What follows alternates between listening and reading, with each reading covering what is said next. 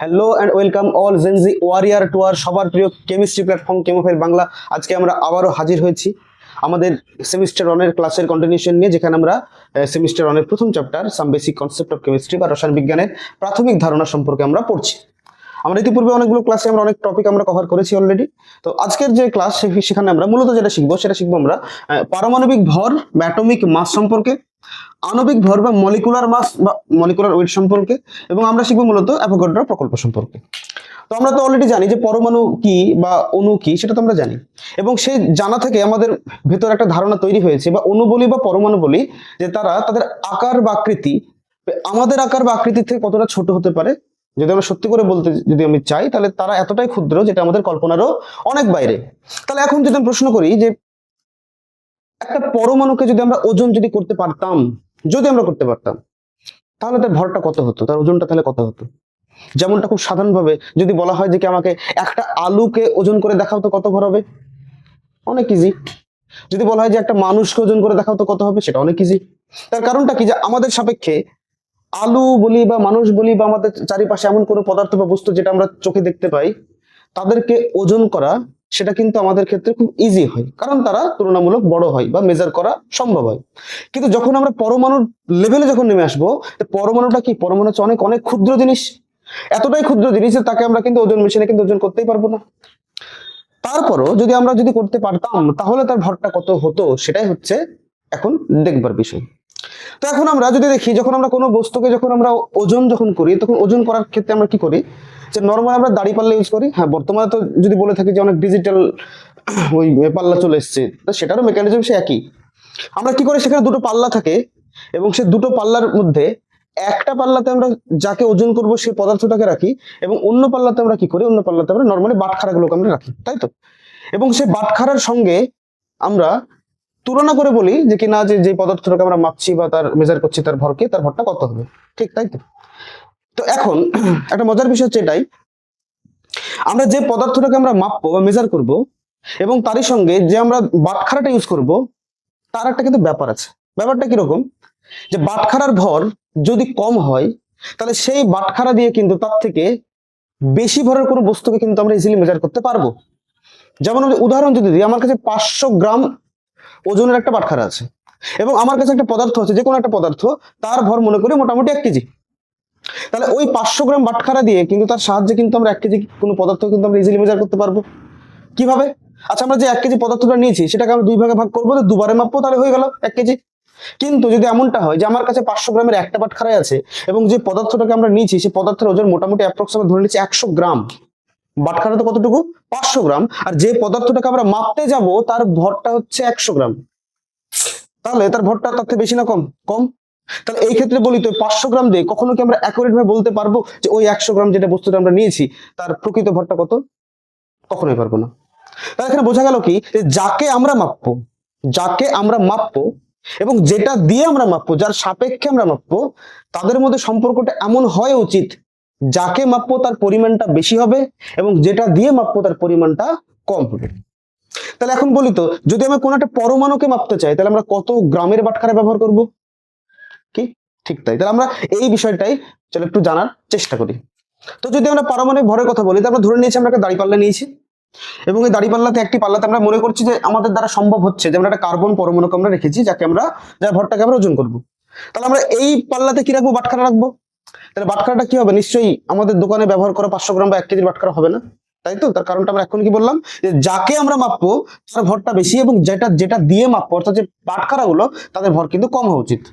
তাহলে এখন যখন আমরা কার্বন পরমাণুকে মাপবো, তাহলে নিশ্চয়ই এমন কোনো বাটখারা আমরা ব্যবহার করব যে সকল বাটখারা গুলোর ভর কি হবে, কার্বনের থেকেও কিন্তু কম হবে। তাহলে এবার আমরা খুঁজতে শুরু করলাম যে কি এমন কি জিনিস আছে যেটা দিয়ে আমরা কার্বনটাই যার তুলনাতে ভারী, যাকে আমরা কার্বনটাকে ইজিলি আমরা মেজার করতে পারবো তার ভরটাকে। তখনই আমার মাথায় কি হলো, যে পরমাণুর থেকে হালকার কি হতে পারে, পরমাণুই তো হতে পারে। তার কারণটা কি, পরমাণু থেকে ছোট আবার কি আছে? পরমাণুই তো সব থেকে ক্ষুদ্রতম জিনিস আমাদের সমস্ত ইউনিভার্সের মধ্যে, যারা রাসায়নিক বিক্রিয়া করে বড় গোটা ইউনিভার্সটাকে গঠন করেছে।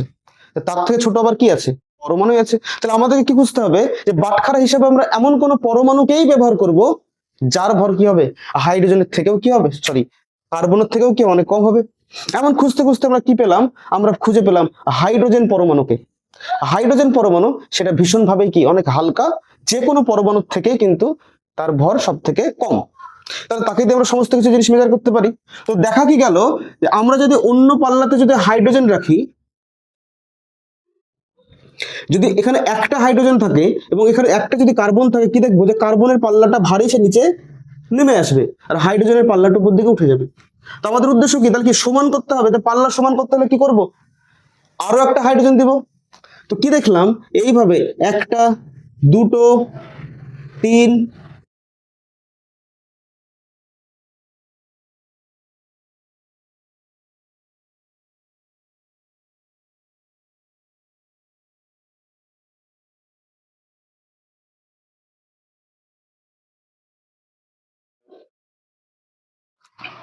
তো কি দেখা গেল যে আমরা যদি এই দাঁড়িপাল্লায় যদি একে একে 12টি হাইড্রোজেন পরমাণু যদি আমরা রাখি, তবে কি হবে, এই দাঁড়িপাল্লাটা ব্যালেন্সে আসবে। অর্থাৎ একটি কার্বন পরমাণু আর 12টি হাইড্রোজেন পরমাণু, তাদের ভরটা কি সমান সমান, একদমই এক।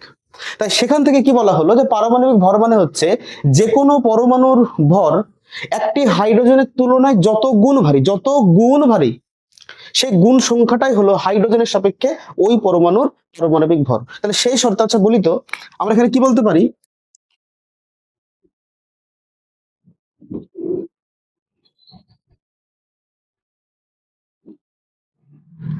হ্যাঁ কি না?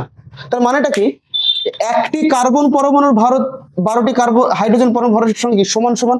তাহলে একটি কার্বন পরমাণুর ভর হাইড্রোজেনের থেকে কত গুণ ভারী, অবশ্যই 12 গুণ ভারী। যত গুণ ভারী সেটাই হলো ওই পরমাণুর পারমাণবিক ভর। তাহলে সেই শর্তে কার্বন পরমাণুর পারমাণবিক ভর কত, 12।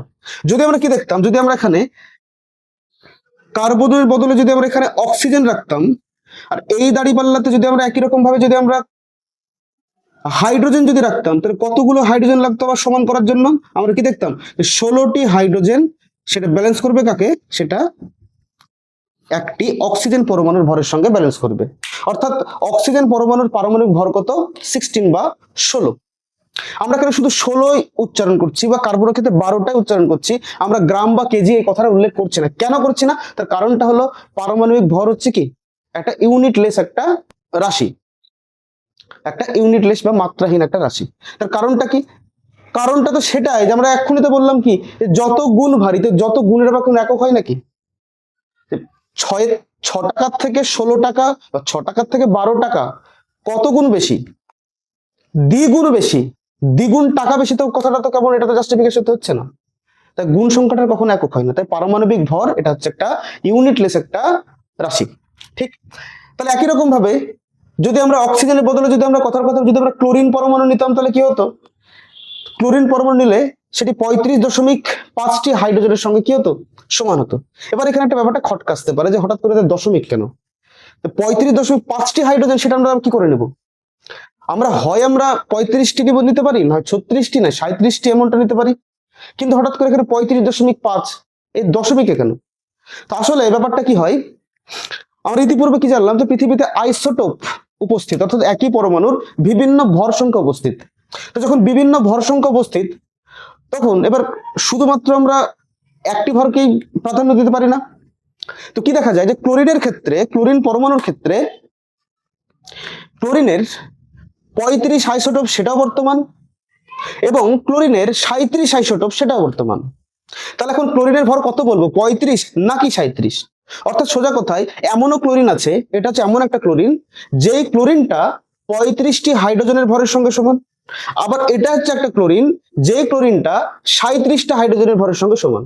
তাহলে এখন যদি আমি প্রশ্ন করা হয় যে ক্লোরিনের ভর কত, এই 35 নাকি 37, তখন আমরা কি করলাম যে না 35 না 37, আমরা দুজনকে মান্যতা দিব। তাই আমরা কি করলাম, ওই দুই পরমাণুর গড় মানটাকে আমরা নিয়ে 35.5 করলাম। এখন প্রশ্ন আসতে পারে 35 আর 37 আবার 35.5 কেন হবে, তো 36। তো সেটা আমরা শিখবো পরবর্তীকালে যে কিভাবে এটা 35.5 হলো।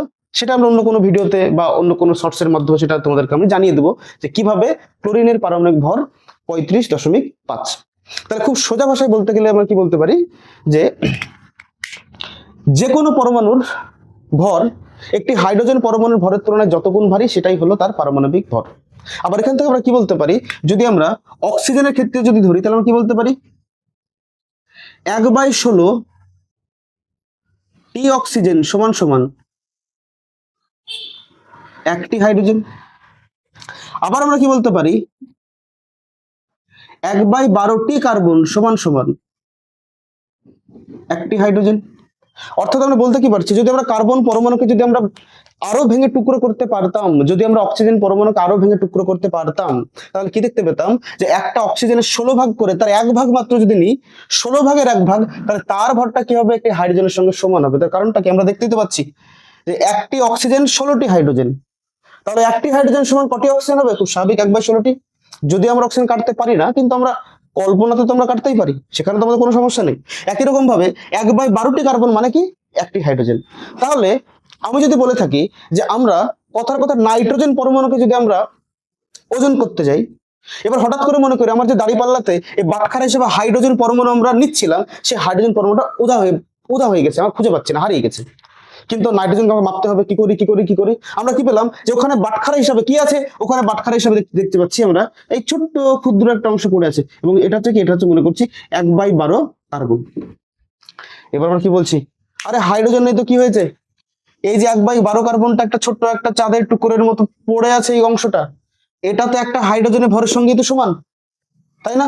আমরা বাজার হাটে গিয়ে আমরা দেখেছি যে কখনো কখনো আমরা ওজন করার সময়তে, কখনো কখনো বিভিন্ন সবজি ওজন করার সময় বাটখারার পরিবর্তে আমরা ছোটখাটো কোনো ইট বা পাথরকে আমরা ইউজ করে থাকি। হয়তো দোকানদার বলে না, এই যে ইট বা পাথরটা দেখছো, এটা 100 গ্রাম বা 150 গ্রাম বা 200 গ্রামের এটা ইট বা পাথর, এবং সেটা দিয়ে মেজার করে কিন্তু আমাদেরকে দিয়ে দেয়, তাই কিনা? তাহলে এখানে কি ওই ইট বা পাথরটা কি করছে, এটা ওই কোনো একটি বাটখারার হিসাবে কাজ করছে, তার পরিবর্তে একই রকম মাপ দেখাচ্ছে। তো ঠিক তাই এখানেও তাই হবে, কি হবে, এই যে 1/12 অংশ কার্বন পড়ে আছে আমার হাতে, এটাই তো একটা হাইড্রোজেনের মতো কাজ করবে। তাই সে কি বললো, যখন নাইট্রোজেন পরমাণুকে যখন আমরা এখানে ওজন করতে যাব, তখন এইরকম টুকরোগুলো এবার এখানে দিতে থাকো। এবার দেখো এই টুকরো কতগুলো এখানে লাগছে, যতগুলো লাগবে সেটা হচ্ছে কি ওই পরমাণুর পারমাণবিক ভর। তবে কি দেখতে পেলাম যে এই টুকরো যখন আমরা একটি নাইট্রোজেন পরমাণুকে যখন দাঁড়িপাল্লায় তুললাম, তখন কি দেখলাম, এই টুকরো কটি লাগছে, এই টুকরো দেখলাম 14টি 1/12 কার্বন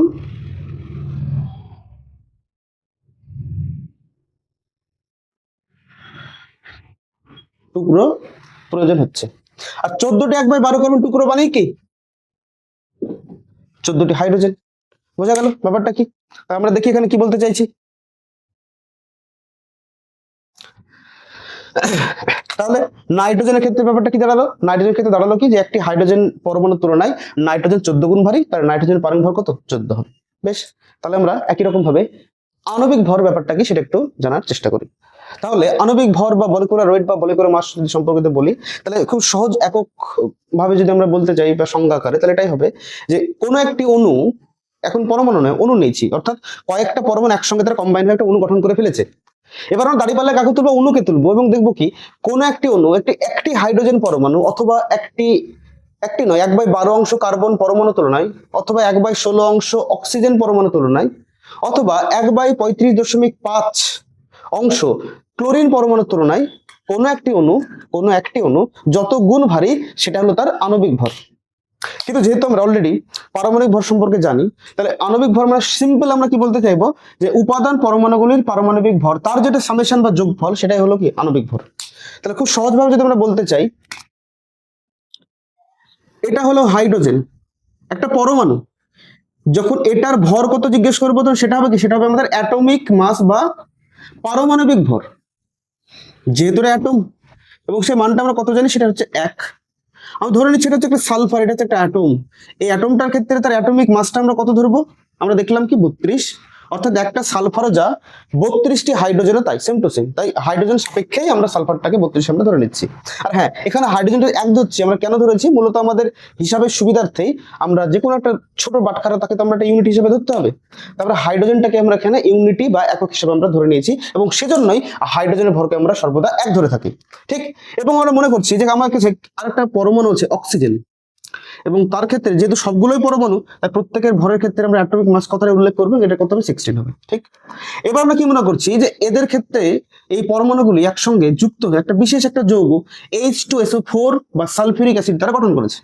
এখন এই সালফিউরিক অ্যাসিডের যদি ভর কত বলা হয়, তাহলে এটা যেহেতু এখন কয়েকটি পরমাণুর একসঙ্গের সামেশন বা যোগফল, তা এটাকে আমরা কি বলবো? এটাকে আমরা অণু বলবো।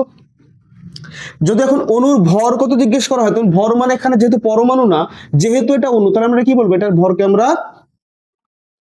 আণবিক ভর হিসাবে আমরা এখানে চিহ্নিত করব বা মলিকুলার ওয়েট। তাহলে এখন এটার আণবিক ভর কত হবে সালফিউরিক অ্যাসিডের? তাহলে খুব সহজ ভাষায় আমরা বলতে পারি যে সালফিউরিক অ্যাসিড H2SO4 এটা গঠিত হয়েছে কোন কোন পরমাণু দ্বারা?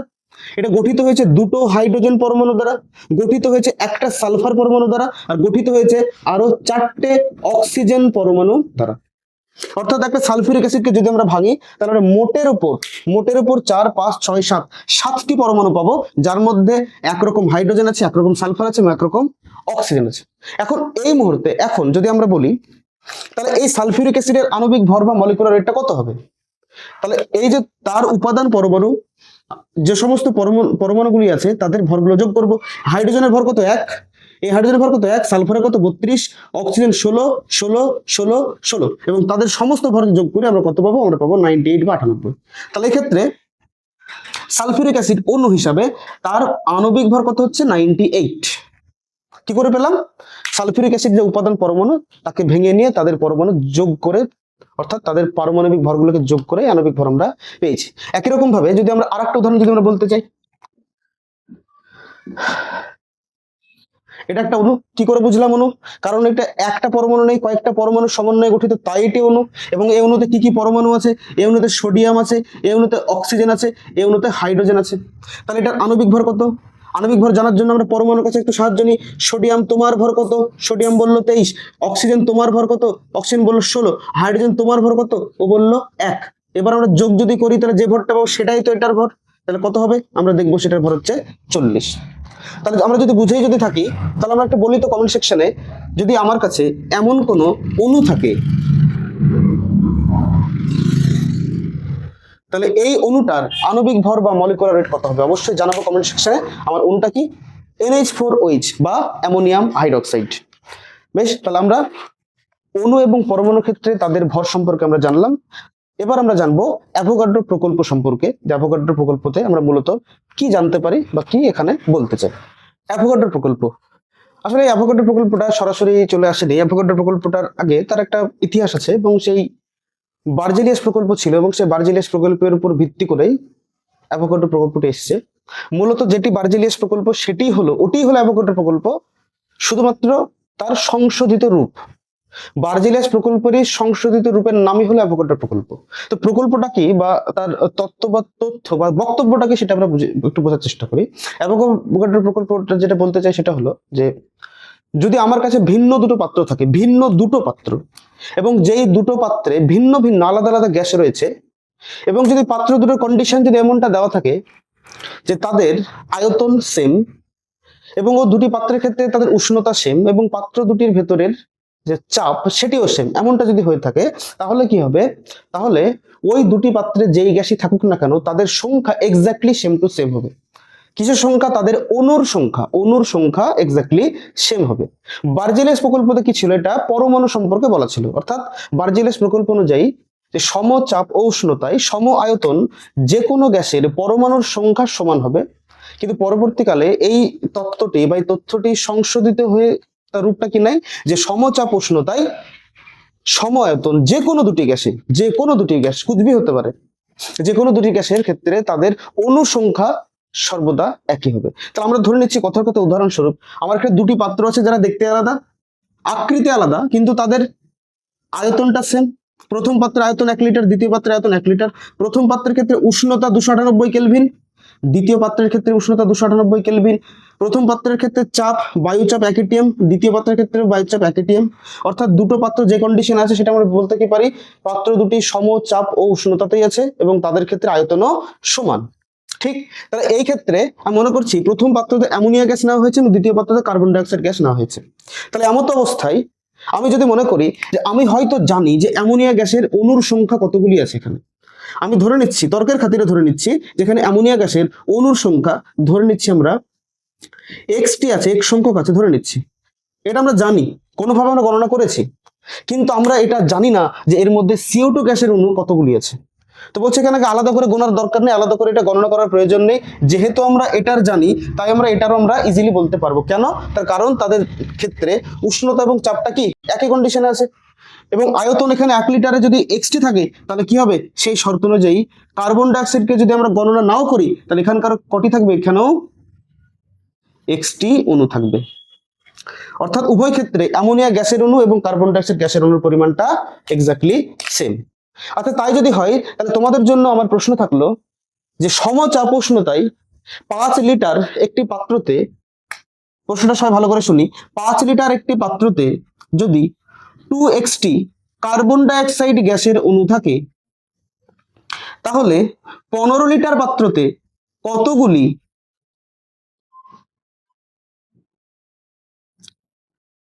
হাইড্রোজেন গ্যাসের অণু থাকবে? প্রশ্নটা আবার রিপিট করি, যে সমচাপ ও উষ্ণতায় 5 লিটার কোনো পাত্রতে যদি 2x সংখ্যক কার্বন ডাইঅক্সাইড গ্যাস থাকে তাহলে ওই একই চাপ উষ্ণতায় 15 লিটার পাত্রতে কতগুলি হাইড্রোজেন গ্যাসের অণু থাকবে?